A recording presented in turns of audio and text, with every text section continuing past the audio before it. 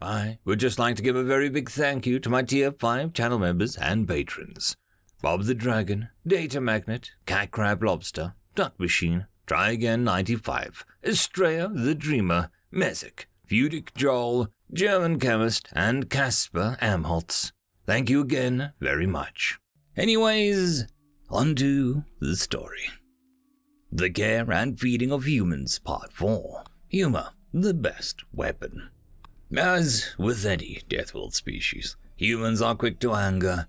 Loss of personal property seems to be high on the list of possible triggers, of which there are too many to list.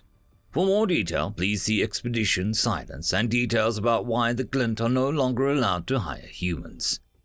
When faced with an angry human, it is best to speak in soft, soothing tones. Reminding them to relax or calm down can also be extremely helpful. When all else fails, make a human laugh. For this reason, we suggest that you learn a set of jokes, or keep a stash of funny videos on hand at all times. Remember, just because it's funny to you doesn't mean it's funny to humans. Please check with the human first to see if the humor is funny to all humans. W.R.E. Review of Ontological Species Studies, The Care and Feeding of Humans, Humor, the Best Weapon. Published by Glass and Steel, The Care and Feeding of Humans, Translation Engine 3.14159. Zoe was facing off against Alan and Nate, and Nerif wondered if there might be bloodshed and if the infirmary was stocked for human-on-human damage. Do you have any effing clue what's going on? Your big skill addition is being human.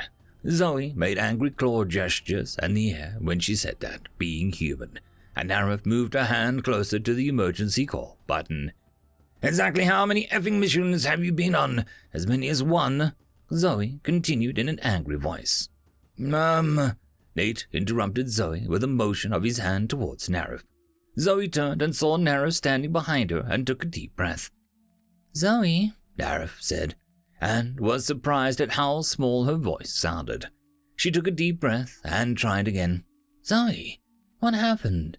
You're so angry, and you didn't stay for the briefing. We only did the introductions, Nerif said, and this time her voice sounded better, calm and reassuring, just like the book said. Zoe suddenly stood up straight, her face still, with only her hands moving open and closed, open and closed. You're absolutely right. I apologize. Zoe headed back to the common room with Alan and Nate trailing behind her. Nate paused in front of Nerif. Good job, kiddo, he said, before quickening his pace to catch up with the other two humans. Nerif hurried after them and stopped in the doorway as Zoe approached the captain.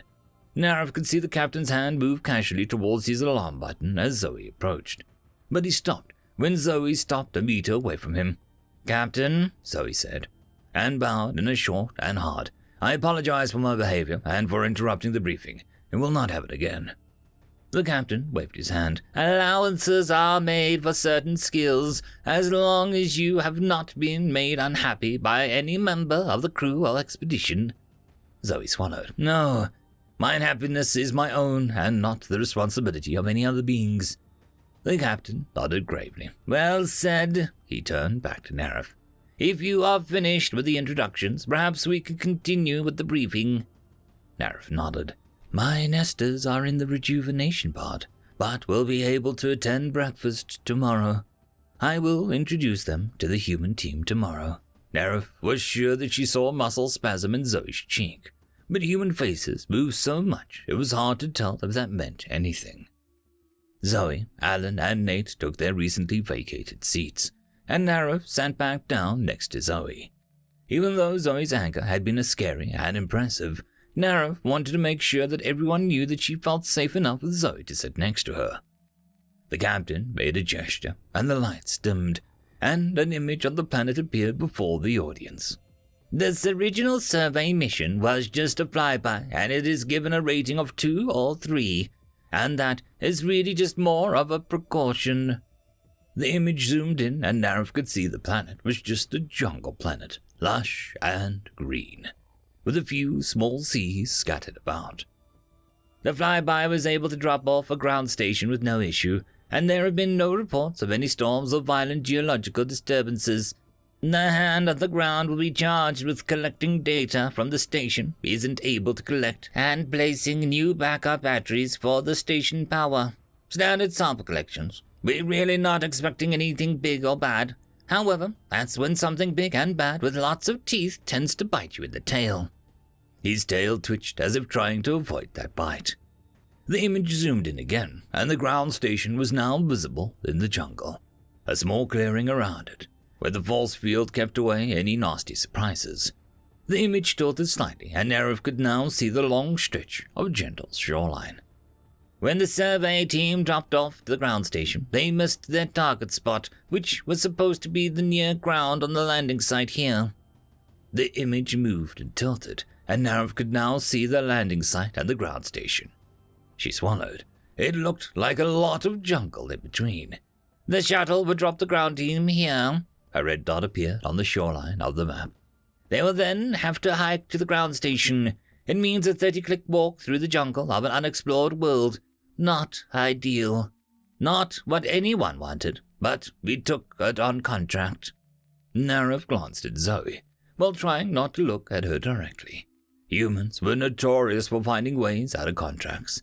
The fact that she had fulfilled 4 contracts already spoke well of her, though. Would Zoe realize how important the contract was to the expedition team? Zoe spoke up. We may need 1 extra droid to take her with us. Is that possible? We may need extra supplies in case of unexpected delays. Now, of course, the captain said. It wouldn't be a good business to endanger the mission over something as small as not enough supplies. Take 2 more droids. The lights came back on, and Nerif noticed everyone was watching Zoe.